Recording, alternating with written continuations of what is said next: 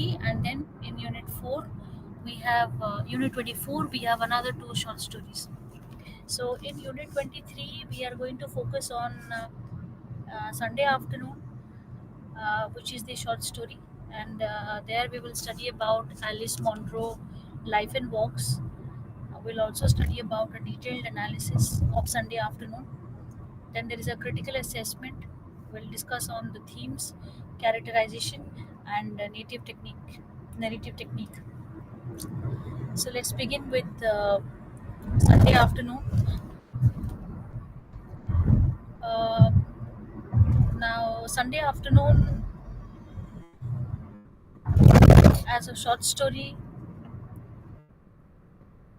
by Alice Munro, has captured the intricacies of human emotions, relationships, and societal expectation. The story is a reflection of life complexities presented through the lens of an ordinary yet significant event occurring on a Sunday afternoon. Monroe, through her nuanced storytelling, explores themes of nostalgia, loss, human desires, and the passage of time. This literary piece serves as a compelling commentary on personal struggles and how individuals navigate the social frameworks that dictate their lives. Now, when we go to analyze Sunday afternoon, we will explore the life and works of Alice Munro. Before delving into the story's critical assessment, themes, characterization, and narrative technique. So, Alice Munro is a contemporary writer known for her deep engagement with human emotions and societal realities. Her works often focus on themes such as identity, gender roles, personal freedom, and the conflicts that arise in human relationships. She employs a realistic style of writing, incorporating vivid imagery and psychological depth in her character portrayals. Monroe's literature is often grounded in ordinary experiences, yet she has a unique ability to magnify the emotional and physical philosophical significance of everyday life. Her short stories are known for their introspective nature, as she delves into the minds of a character, revealing their inner conflicts, aspirations, and struggles. Sunday Afternoon stands as a testament to Monroe's storytelling prowess, capturing a simple moment in time while embedding it with profound meaning. The story allows readers to engage with its characters on an intimate level, making it a powerful piece in the contemporary literature.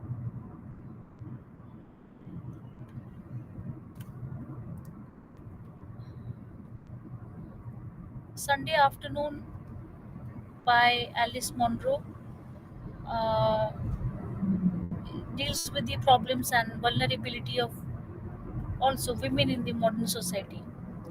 Women have been the focus of Monroe's works. In her very popular work, Lives of Girls and Women, she examines the process of growing up from a feminine perspective. Life is not easy for women, especially for those who are placed at the lower end of the societal ladder. Sunday Afternoon examines the condition of Alba, a maid in a rich household, how she is ignored yet is important enough to be exploited. Her life is contrasted with that of the rich. She has no hope, no future, only a drudgery of existence.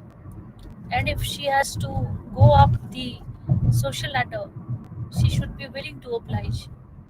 Howsoever advanced the society may be, the basic human instinct or the male instinct remains the same.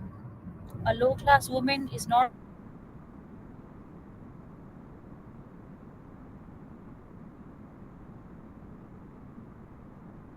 worthy of any attention except as an object of sex.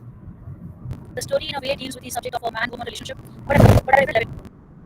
It focuses on the vulnerability as well as self awakening of a woman, or rather a girl. There is not much action in the story. The action of the drab existence of a maid is spiced with physical description of things and people very minutely. So let's start with Alice Munro life and works. Alice Munro was born in Wickham, Ontario, and now lives in nearby Clinton. Much of her fiction records with apparent photographic fidelity. This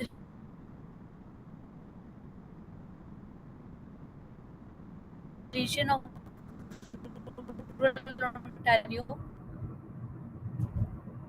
its pace and its restrictions, its only speech, many ties and close connections. Some stories too refer to the environment of the West Coast and to Victoria in particular.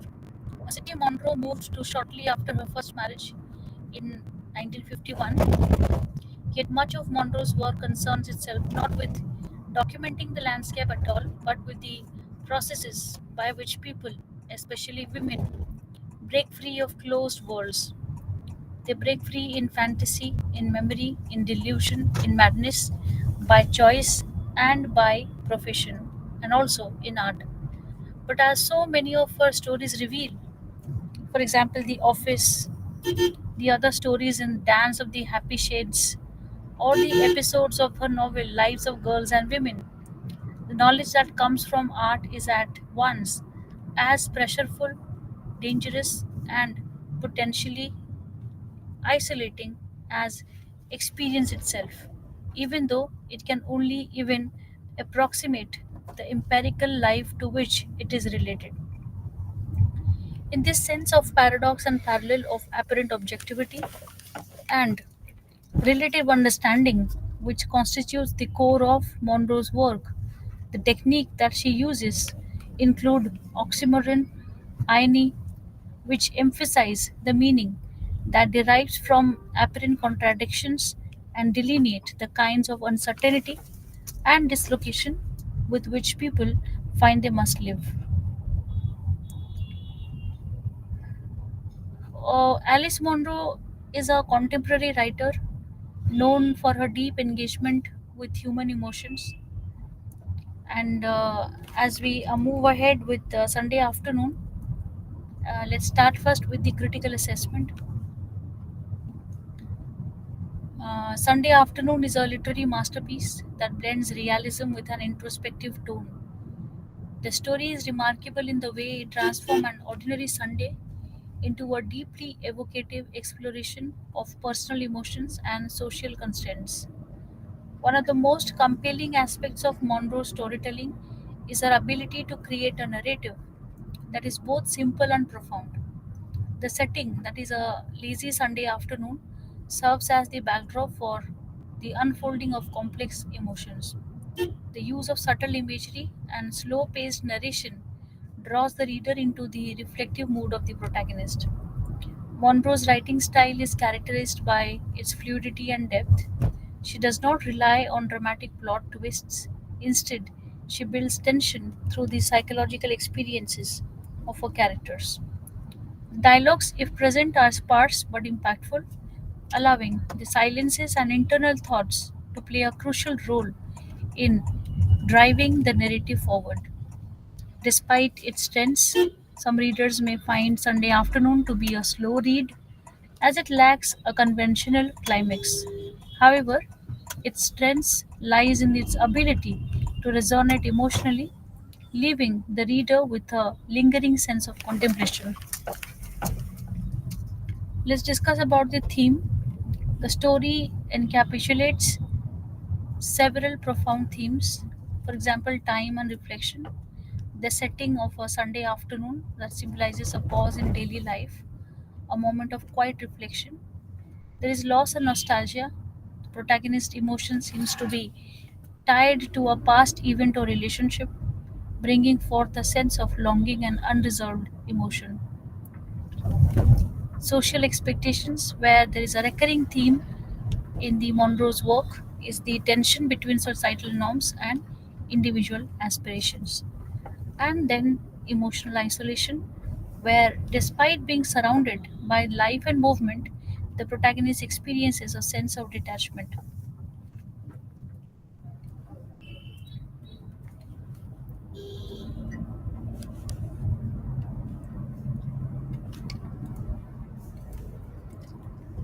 Alice Munro, known for her short stories,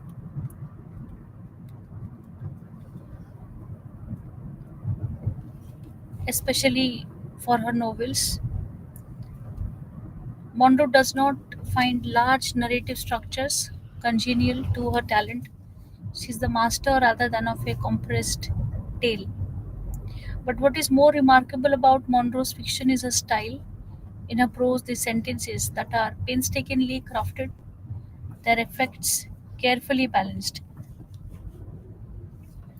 Women are her subject matter.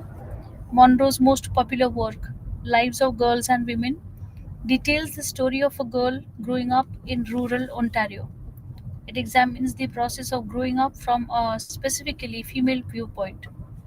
The heroine becomes aware at an early age of the socializing process where, by sex distinctions, determine her relationships to others. Life is not easy for women, especially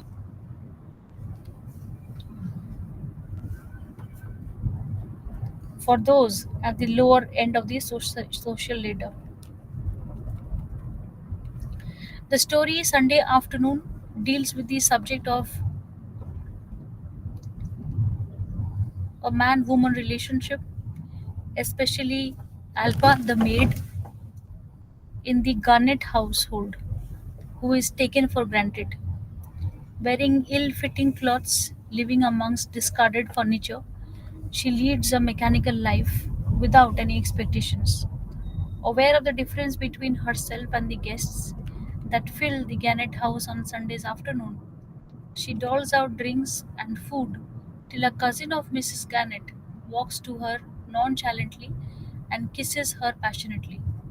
Suddenly, Alva becomes confident, realizing that after all, there is not that much difference between her and them.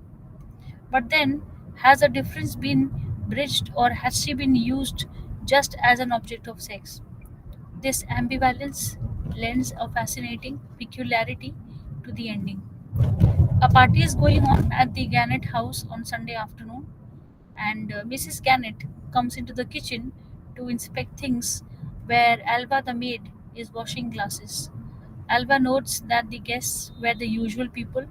She had seen most of them before, although she had been working with Miss Gannett only for 3 weeks. There was Mrs. Gannett's brother and his wife, the Vanessys and the Fredericks, and Mrs. Gannett's parents had also come for a shot, while bringing with them a young nephew or a cousin who stayed back when they went home. Alva found Mrs. Gannett cranky and aloof as the women in Alva's own family would have been with a maid. When Mrs. Gannett told Alva that lunch should be led, instead of saying yes, madam, she said all right. Alva was not rude, but a country high school girl couldn't be expected to have the manners of a trained maid. Alva was still quite clumsy in her work and used to admire the elegance and superiority of Mrs. Gannett's demeanor. Filling themselves with food and drinks, people would become excited as well as relaxed, but it was not allowed for Alva to show a little relaxation or excitement. Of course, she was not drinking, except from the bottom of glasses when they were brought back. But the feeling of unreality, of alternate apathy and recklessness became very strong in the house by the middle of the afternoon. Alva would compare the large, spacious rooms of the house with her own small, overcrowded rooms. She also felt about a bit out of touch with reality. As she carried the dishes, Alva wanted to look presentable before the high society guests. The guests would carry their dessert plates and coffee cups back to the kitchen. Mrs. Vance praised the potato salad, and Mr. Vance, quite drunk, just kept repeating, lovely, lovely. He stood right behind Alva at the sink, so very close Alva up to Georgian Bay, Mr. Van said, and Mrs. Van said, oh, you will love it. The Gannets have a lovely place. And Mr. Van said, get some sun on you up there, oh. And they went away. Mr. Gannett felt concerned about Alva. He felt a responsibility for her and seriously asked her whether she was getting enough to eat. Alva reassured him, flushing with annoyance. Was she a little heifer? She said she was going to the den to get some book to read. Mr. Gannett, trying to be helpful, asked her which book would she like, and Alva, in order to impress him, asked for King Lear. She thought a man would be more impressed by King Lear than a woman. Nothing could make a difference to Mrs. Gannett. A maid was a maid. The difference between the male and the female attitude was a major area of attention, for Monrose looked at this aspect in lives of girls and women, in which the heroine, Del Jordan, is expected to be gentle in her behavior, submissive to authority, and modest about her accomplishments. The difficulty in being a young woman for Del arises over the matter of intelligence. So, Alva mentions King Lear in order to impress Mr. Gannett with her knowledge and interests. But in her room above the garage, she did not want to read. She looked out at the elegant street, big bungalows with manicured gardens. Everything looked hard and glittering, exact and perfect. There was no haphazard thing in sight. Her room was full of unwanted furniture. The only place in house where one could find things full of unwanted furniture, find things unmatched, unrelated to each other. Alba goes to Mrs. Gannett's 14-year-old daughter Margaret's room, who had spread all her clothes on the bed, unable to decide which ones to carry to Georgia's bay. Alba touched the fine cloths, feeling a great delight in their colors and shapes. The count of drab existence of a maid is spiced with a physical description of things, and people minutely observed and colorfully presented. While washing clothes, suddenly caring and lonely. It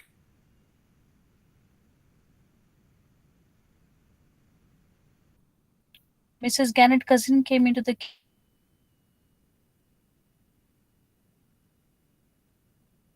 to back to the counter, and Mrs. Gannett's cousin took hold of her lightly, as in a familiar game, and spent some time kissing her mouth. This was most unexpected but not unwelcome.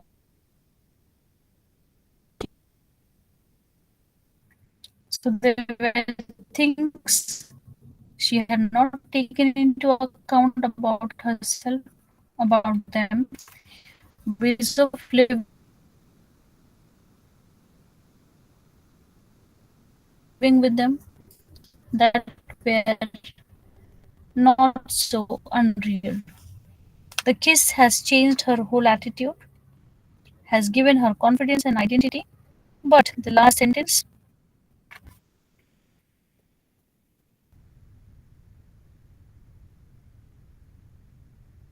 transport a new and still mysterious humiliation. Now, the story deals with the process of growing up a girl and the problem she faced in an unequal,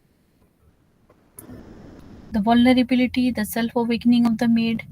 People were would eat and drink at Sunday afternoon party, and as a result would become rockless. Alba would look at them with a feeling of unreality. Suddenly, like everything changed, this small act leads to a sea change in her attitude. She felt wanted and accepted, exhilarated and excited. But Monrose introduced an element of doubt at the end. Has she really been accepted, or is it just another example of man using wood plaything? Talking about the characterization, most of the characters in the story are stereotypical, playing the part assigned to them in the society. Mrs. Gannett is a mistress of the house, fussy and cranky. Mr. Granite Gannett, who makes a small appearance, feels responsible for the maid. Mr. Cedric is a typical male, goes very loose to Alpha, and Alba is a picture of a neglected girl. Monroe wants to warn her yet does not want to spoil her bliss. In the process, she shows how vulnerable such women are. Narrative technique is told in the form of third person narrative. This form of narration gives the author a lot of freedom to go back and forth and be an omniscient presence. The author in this form is able to objectively analyze the characters and situations, help to, and guide the reader's response. When she's unexpectedly kissed, her reaction, feeling, and thoughts are very beautifully and realistically presented. Alva should be careful about the pitfalls and the lie which is ahead. So, here we are done with the first story of the Sunday afternoon. Now, let's begin with where is the voice coming from? Though not a Mennonite Indian himself, Ruby Wiebe lived and grew up with them. And when he started writing, he became their voice, a voice asking for recognition and justice, recreating a lost past, a forgotten culture, and ignored tradition. Better known for novels retelling prairie history, obsessed with gaining perspective, with selling all sides of a story, Webby uses his short mediative narratives to capture a vanished voice in history, that of a Plains Indians. Making use of data and documentation, Webby seeks to go beyond the message of history to liberate a voice that is visionary in its origin.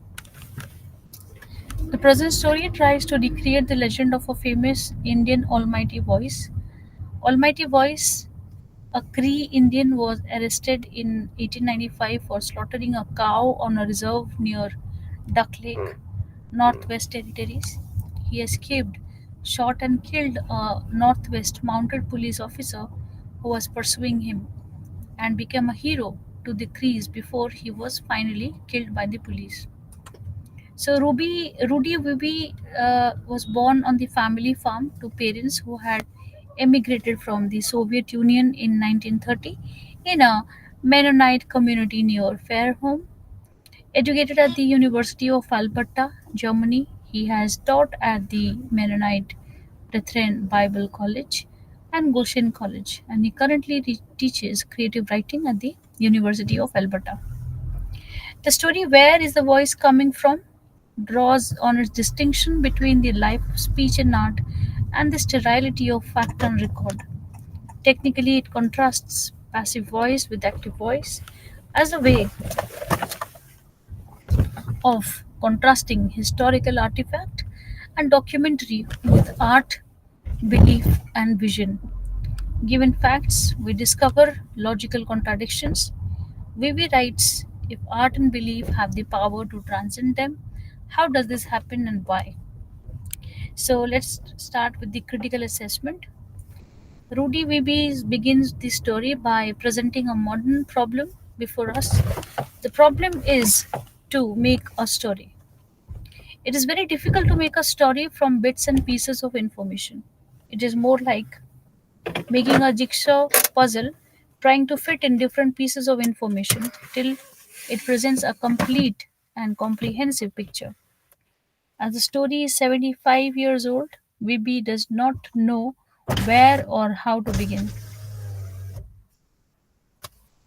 Sometimes it would seem that it could be enough, perhaps more than enough, to hear the names only.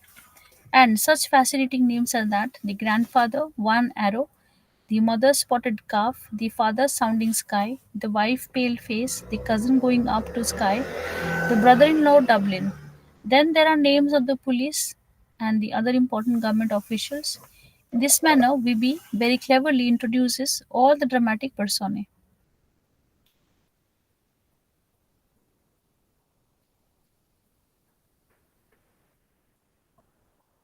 So, what is the theme of the story? In the story, Wiebe tries to resurrect the Lost Past of Native Indians in Canada. History does not record properly the exploitation and the humiliation of Native Indians at the hands of white settlers. Webby's become the voice of the natives, their historian, who would like to put the record straight. Using bits and pieces of information, he reconstructs history as seen from the point of view of natives. The year 1857 is very important in our history. It is described as a mutiny by the Britishers, but we call it the First War of Independence. The same event is described so differently. It depends on which side you are on. Webby also attempts to present the history of Native Indian people of Canada, juxtaposing it with the official version and thus questioning the veracity of the official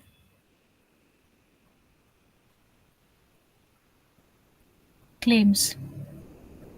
Coming to the characterization, the main character is the story is Almighty Voice, but more important than a simple character is the collective character of the people of the natives. Vivi tries to recreate and restore a people who have vanished from pages of history and from the memory of the modern generation.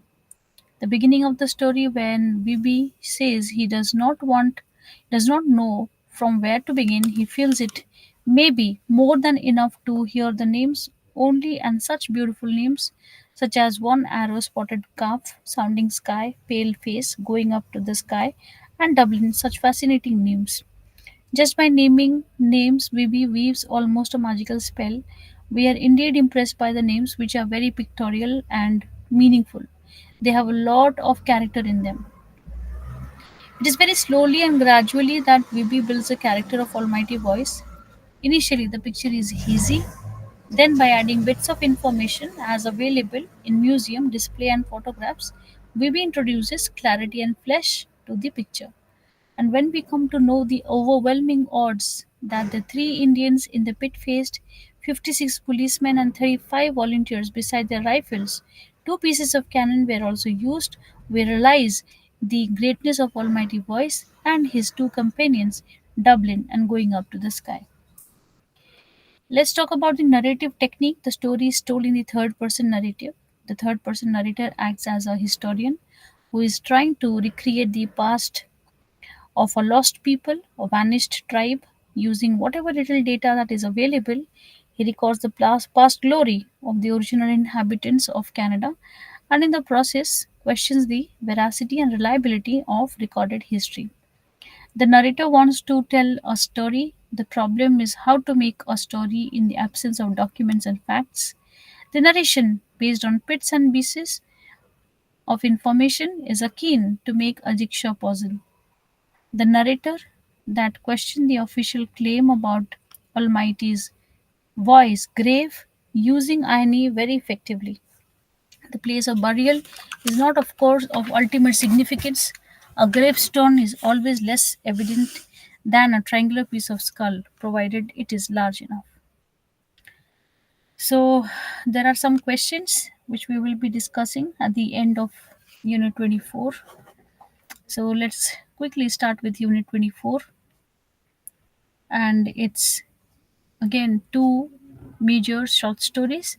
The first one is Swimming Lessons by Rohinton Mystery, and The Door is Shut Behind Me by Uma Parameswaran. So let's first start with the Swimming Lessons by Rohinton Mystery. So let's start giving let's give the introduction first of Swimming Lessons. Life is a web of intricate choices. More so if you happen to be an immigrant. The immigrant sensibility that traditionally revolved around nostalgia and lament caught between conflicting cultures. The immigrant writers often dwell upon the themes of dislocation, survival, and loss of identity. Feeling of nostalgia is heightened if the writer happens to be a colored immigrant in a predominantly white society. Rohinton Mystery has lived in the Multicultural Society of Canada since 1975, has written about his past as well as his present without becoming unduly sentimental. The immigrants do have their problems, but which society does not have problems?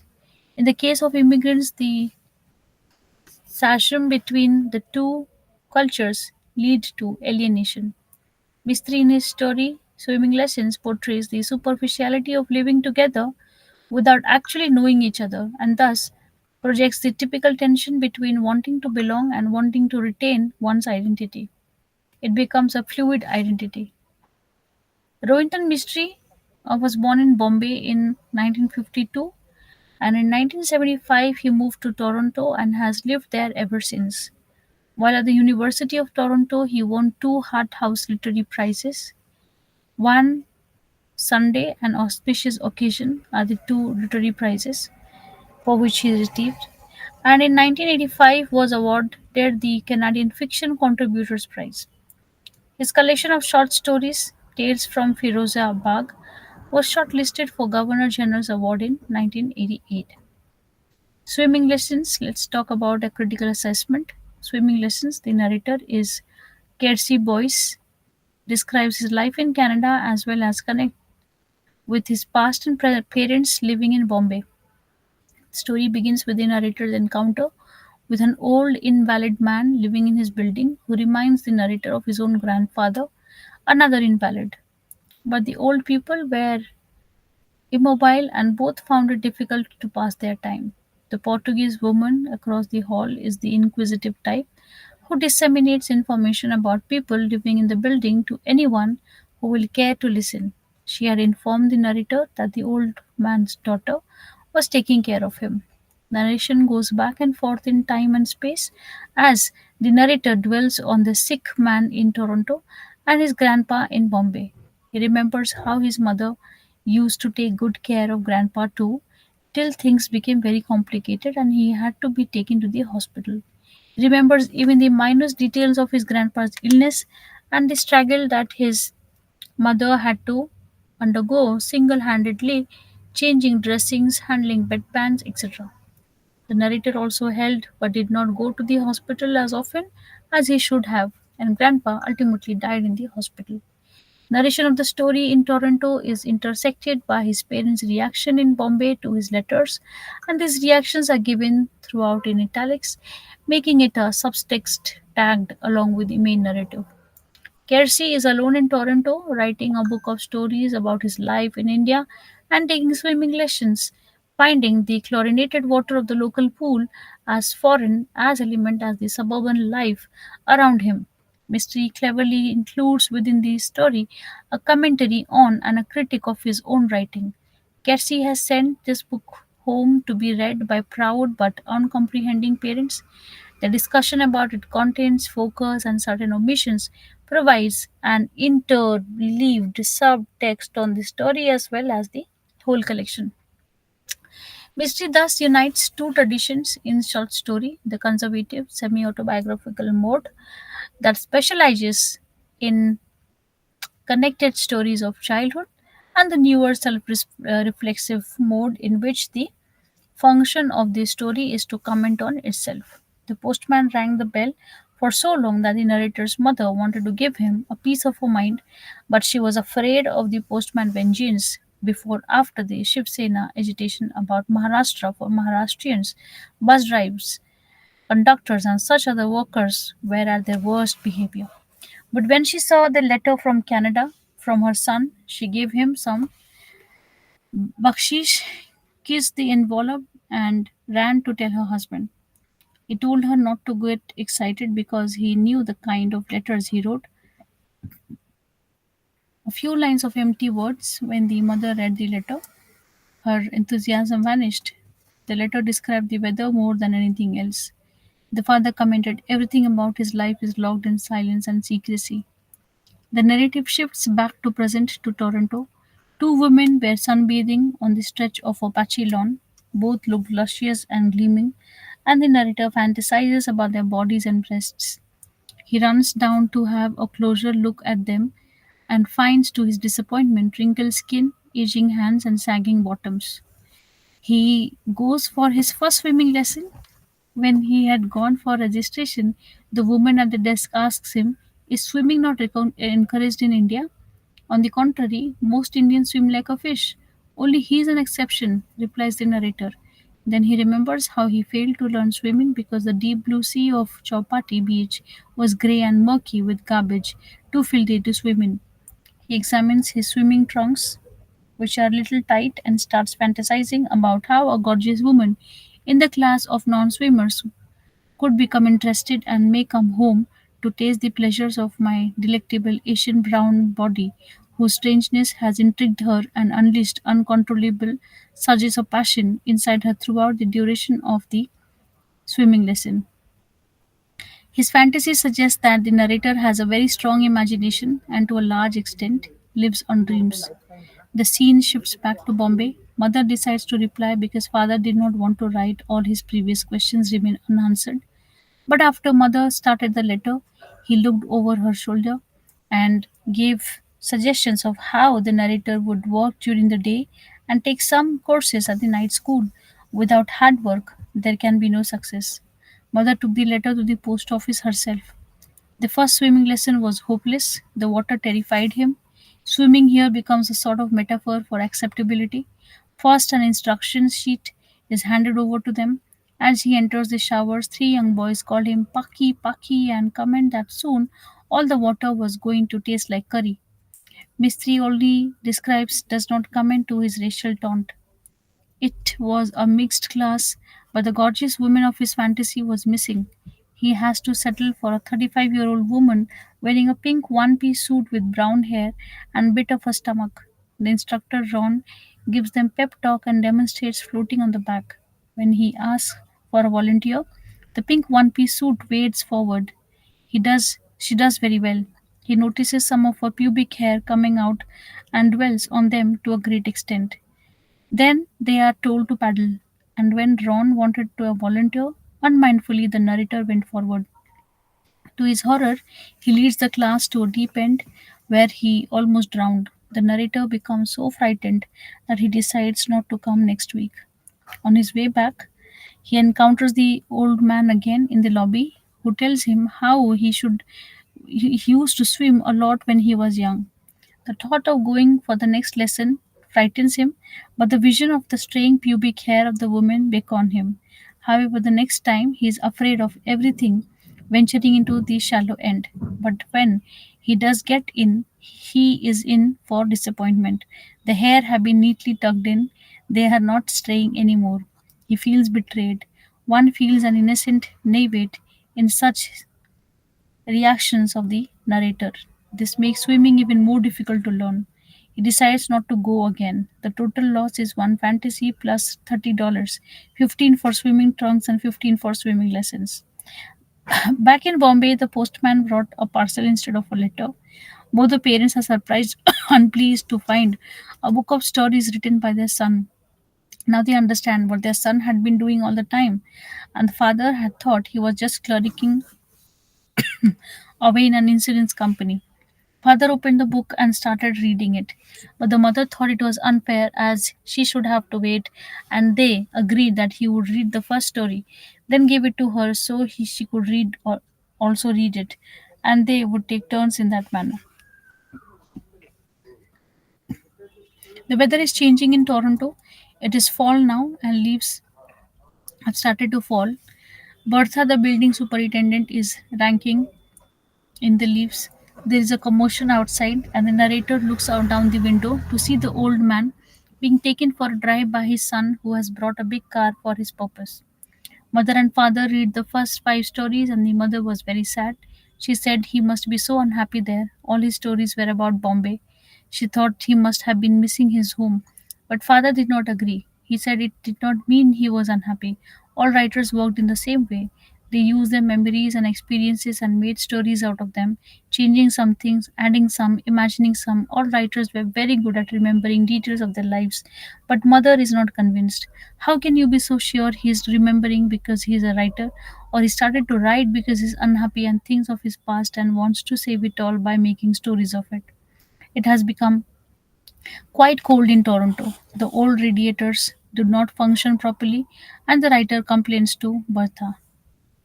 So the story moves on, and The best thing of the mother, like in the last story, was about Grandpa, how she had told her son to get the blessings of the elder. Are you sure, said father, that you really told him so? Because you said yourself the other day that he changes and adds and alters things. But she wants to believe that she said these things to him. The father told her not to confuse fiction with facts. You must not confuse what really happened with what the story says happened. You must not lose your grasp on reality, that way madness lies. Then the mother stopped listening as she had told the father so often. She was not very fond of theories, and she took out her writing pad and started to her son, write a letter to her son. Father said right to him that they were very proud of him. The fluctuating sentiments expressed by father symbolize the hopes and fears that the near and dear ones undergo for those who have left them and gone abroad. The story, talking about the theme, the story deals with the problems of adjustment and acceptability for the migrants. Immigrants living in their adopted country face a typical dilemma about their sense of belonging. The chasm between two cultures leads to a sense of alienation. In swimming lessons, as you must have noticed, Mistry portrays the superficial existence of the immigrants who lives in Canada without actually knowing the Canadians. Tension between wanting to belong and wanting to retain one's identity is very well delineated in this story. Swimming in this story becomes a metaphor for acceptability. If he wants to assimilate with the Canadians, he must know swimming, otherwise, he would remain on the fringe. This becomes very clear when he goes for his first swimming lesson, finding the chlorinated water of the local pool as foreign as element as the suburban life around him. Talking about the characterization, the story revolves around four characters: the protagonist, who is the narrator, and the old invalid man in Toronto, and the narrator's parents in Bombay. Without giving details but with a few depth drops, the author presents before us the narrator and the three others who, in fact, add to our understanding of the narrator. Talking about the narrative technique, the story is written in the intimate first person narrative form, yet is unique and quite interesting. The narrator describes his life in Toronto as well as connects with his past and parents' lives in Bombay. As already mentioned, the narration of the story goes back and forth in time and space. As the life of his parents in Bombay, their reactions and expectations intersect the narration of his life in Toronto. So, one sentence covers a full paragraph, such is the flow of the language and emotions. Thus, Mistry cleverly includes within the story a commentary on and critique of his own writing. Next comes the next short story, The Door I Shut Behind Me. And it's a beautiful story again by Uma Parmeshwaram. And the story begins with the myth Trishanku, the king who wanted to go to heaven with his body. He performed tapasya and got a boon to fulfill his wish. But nobody can go to heaven with a body. It is only the soul that goes beyond the physical realm. So when he was on his way up, he was stopped midway by the god above. He was not allowed to go up and he could not go down. So he kept hanging in the sky. He was neither in heavens nor on earth. So Trishanku is one who is neither here nor there. He does not belong anywhere. This is a symbol that Uma Parmeshwaram uses to describe immigrants. They neither belong fully to the country of their adoption, nor can they forget their roots links with their mother country. This is the dilemma that Uma Parmeshwaram projects in this story. Like the mythological king Trishanku, the immigrant stands suspended between two worlds, unable to enter either and making a heaven of their own. So Uma Parmeshwaram was born in Madras and raised in Nagpur and Jabalpur, and she had her schooling and universities educations in India. 1963, she went to US and a Fulbright scholarship and got her PhD from Michigan State University. In 1966, she moved to Winnipeg in Canada, where she continues to teach and write. She blends modern experience with traditional myths and stories. One of her most famous work is Trishanku. Another important work is Selected Fiction, Story and Drama. She is the founder of Pali, which organizes formal dance instruction. She's also a notable critic. Her main critical publications are a study of representative English novelists and the perforated sheet essays on Salman Rushdie's art. The door I shut behind me. Let's start with the critical assessment. On the very first impression, the title appears to refer to Indian tradition of a bride leaving her paternal home forever after uh, marriage,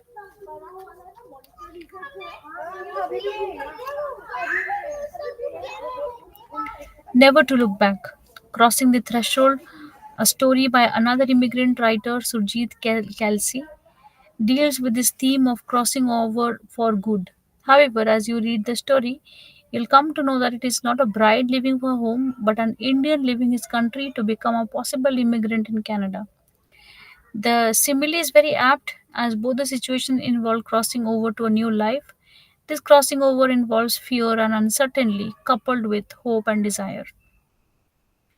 The story opens with Chandar, the protagonist, flying to Canada on a 2 year research associateship with the University of M at an annual salary of $8,500. The exact amount of salary has been specifically mentioned to focus on the fact that those going abroad are usually lured by money and the attendant comforts. Kishan Agarwal, the crude and the loud fellow passenger who does not have an immigrant visa, feels envious of Chandar and regretfully comments, "Unfortunately, being a student, I don't have that passport to lifelong luxury. Have you calculated how much one can save in 3 years?" And he calculates that the total savings come to a six-figure amount in Indian currency. He appears to be a perfect portrait of an ugly Indian. Cleverly, Parmeswaram has analyzed the mindset of an average Indian who goes abroad, his obsession with money and savings, as well as his dreams of luxury and comfort. As the plane clears the clouds, Chandra focuses on the book in the hand, the Ramayana. His mother had given him at the airport along with Annie Besant's translation of Bhagavad Gita. "Keep it on your table," she had exhorted. She is typical Indian mother, undemonstrative, non-interfering but loving and caring. She wants to make sure that her son should not forget his culture and traditions. Agarwal, insensitive to his own loudness and Chandra's discomfort, waxed more friendly and voluble. He spoke mostly about his own achievements, but interspersed his autobiography with adverse comments on Western culture. In between, he did find time to make lewd comments on the air hostess. As soon as the food trays arrived, Agarwal grew silent and appeared uncomfortable. He has been able to use the flush on the plane as he cannot handle the knobs and faucets, so he is upset and angry. The story develops through contrast, and everything about Agarwal reveals Chandra: his dress, his North Indian accent, his egoism, his shallow generalizations. Unable to shake him off, Chandar had to check in a hotel along with Agarwal. Agarwal wanted to go to a nightclub, but Chandar refused his simple pleasure. Agarwal wanted Chandar to celebrate his immigrant visa. The magic carpet to health, wealth, and happiness, the green card. Chandar corrected him. "It isn't green, it isn't a card, and this isn't the United States." But Agarwal ignored him. Chandar felt very resentful and unhappy. Why had he allowed this leech to come close to him? In this manner, we got to know much about Agarwal as about Chandar. In fact, we get to know more about Agarwal. In his fit of anger, Chandar burst out in a virulent attack on Agarwal, criticizing him on his prejudices, shallowness, and ego, and does not even spare the society that breeds such people. However, the story ends on the note of hope for the future. Ironically, it is Bahal the immigrant who puts the whole issue of immigrants' links with their past in a perspective, and it is Chandar who had claimed that he had come only to go back, now looks ahead instead of behind and hopes for building a rosy future in Canada. It is very difficult to say whose perspective is correct, but Parmeshwaram is known to advocate the assimilation of immigrants in the country of their adoption. Talking about the theme, the story deals with the immigrants' dilemma. The ambivalence of their situation is poignantly brought out by Parmeswaram. There are map times between the devil and the deep sea, whichever way they decide, some elegant element of regret remains embedded in their situation. However, Parmeshwaram endorses a positive approach. If people decide to adopt another country to live in, they must do it wholeheartedly. They must not look back but look ahead with hope and pleasure. There cannot be any half measures. It is these that leads to problem of belongingness. The immigrants must be able to balance the demands of the present with the nostalgia of past. The story basically is built around two contrasting characters, Chandar and Agarwal, who represent two different attitudes and ideologies. Agarwal is insensitive and loud, uncouth and irrational, while Chandar is respectable and rational. Agarwal epitomizes a class of Indians who criticizes the West and its culture, yet wants to stay abroad to earn money. Everything about Agarwal revolves Chandar, his loud dress, his North Indian accent. Chandar resent his own inadequacy as he has been unable to shrug off the leech like Agarwal. Thus, we get to know as much as Chandar as that of Agarwal. Narrative technique where the story is narrated through a third person narrator and the narration is simple and straightforward. Parmeshwaram wants to focus on the dilemma that immigrants face living in a different culture and society. Parmeshwaram decides to put forth her point of view basically with the help of two characters who are developed in the contrasting manner. So, it is in this gathering Parmeshwaram projects the basic premises of her story. The problems and travels the immigrants, Indians on one side, as well as their lack of concern for India on the other. It is here that Chandra gets to understand the Trishanku status of Indian immigrants. It is here that Chandra evolves towards projecting a positive response, even through Bahal represents a nostalgic and quite breathless evocation of all that India stands for, all that they cannot forget even if they want to. So let's quickly discuss the questions of Unit 23 and Unit 24. In Unit 23, there are a few questions like: can you term Sunday afternoon as a story written from a feminist point of view? If yes,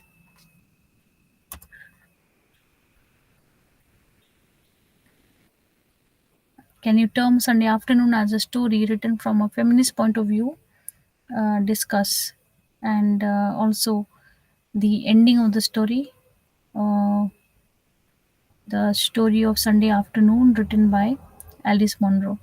And Vibi, that who projected the suppression of the natives adequately in where is voice coming from, and what device does Vibi use to question the official claims about Almighty's voice legend, and is there anything common between the two stories?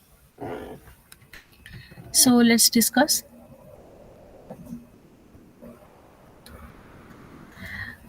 Sunday Afternoon by Alice Munro can be analyzed from a feminist perspective as it highlights gender roles, societal expectations, and the limited agency of women in a patriarchal society. Story portrays how women's experience, desires, and emotions are often overshadowed by male dominance and traditional gender roles.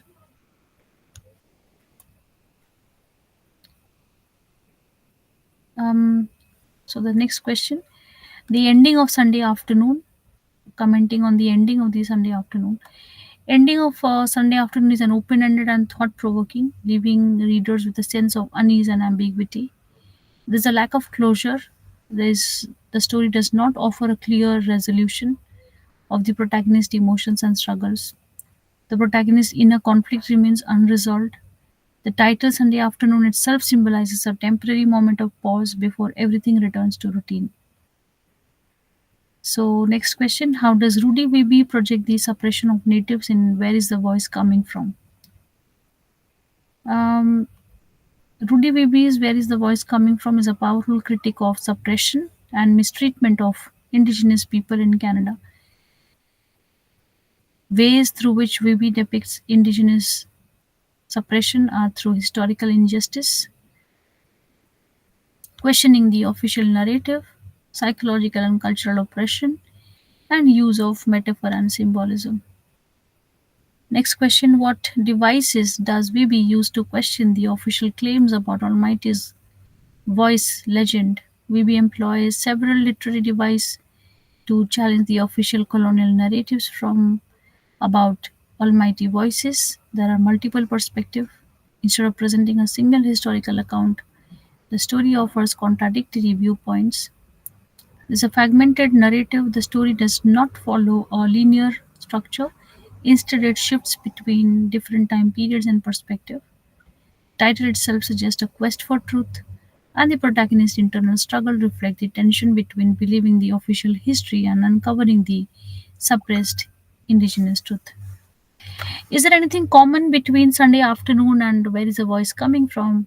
So, while Sunday afternoon and where is the voice coming from deal with different subjects, they share some thematic and stylistic similarities.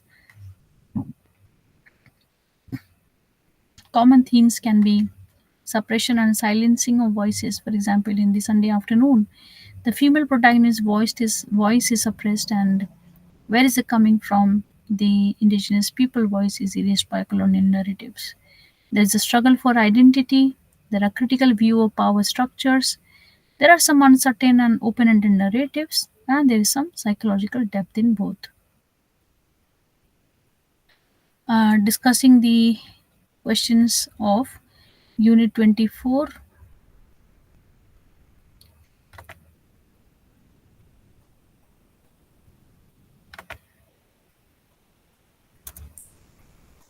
Some questions from Unit 24. Discussing the narrative technique of swimming lessons. Why is learning swimming so important for the protagonist? Contrasting the characters and attitude of Chandan and Agarwal. Whom do you like more and why? Critically analyze Chandra's views on India as expressed in his angry outburst. And do you agree that immigrants lead a Trishankur like existence? Discuss with reference to both stories. So, the narrative technique of swimming lessons include a dual narrative structure. Story shifts between two distinct yet interconnected narrative threads. Protagonist's present life in Canada and the past life in Bombay. There is a first person and third person perspective. The section set in Canada are written in third person, creating a detached observational tone. Sections set in Bombay are written in first person, making them personal and intimate. And the contrast mirrors the protagonist's disconnection from his new life and new emotional ties in to his past. There's a non-linear storytelling. There is symbolism and motifs where swimming becomes a central metaphor and water imagery frequently used to reflect the protagonist's emotional struggles and sense of belonging. And then there is an open-ended conclusion. Next question, why is learning swimming so important for the protagonist? Because swimming requires learning to navigate the water, so as immigration requires learning to navigate a new culture. The protagonist's fear of drowning symbolizes his fear of failure, rejection, and cultural displacement. Learning to swim would become his confidence and control over his life. Contrasting the characters and attitude of Chandar and Agarwal, whom do you like more and why? Chandar and Agarwal represent two contrasting attitudes towards immigration and cultural identity. The cynical and disillusioned immigrant, which is Chandar, and the pragmatic and adaptable immigrant, which is Agarwal. I would mostly like Agarwal. Most of the readers do like Agarwal, who is more likable because of his positive outlook, practicality, and resilience. Chandra's frustrations are relatable as they reflect the real struggles of many immigrants, but both the characters offer important perspective, making the story a realistic portrayal of immigrant experiences. Last but one question, critically analyzing Chandra's view on India's as expressed in his angry outburst. The angry outburst reveals his frustration, disappointment, and deep seated resentment towards both Indians and Westerners. Criticism of Indian immigrants, where he believes that Indians abroad fail to support each other and often exploit one another. Chanda feels that white Canadians look down on Indians and do not truly respect them. Chanda's anger is also projection of his own failures and disappointment, where his inability to fully integrate into the Canadian society fuels his resentment. Last question, do you agree that immigrants lead Trishanku life existence? In Hindu mythology, Trishanku, who was a king suspended between heaven and earth. So, yes, immigrants often experience a Trishanku like existence where they are trapped between two worlds. belonging fully to neither. In swimming lessons, the protagonist is physically in Canada but mentally in India. In the door I shut behind me, the protagonist experiences cultural displacement and she navigates life as an immigrant woman. So, yes, both stories illustrate how immigrants exist in a liminal space, never fully at home in either culture. So, the struggles with identity, belonging, and adaptation make their experience deeply Trishanku like. So, we are done with Unit 23 and Unit 24, and we are also done with Block 6. We start tomorrow with Block 7, where we discuss about Unit 25 and Unit 26. We discuss about Canadian drama, the general dramatic scene, and then we move forward to Unit 26 tomorrow. So, thank you. Have a good night.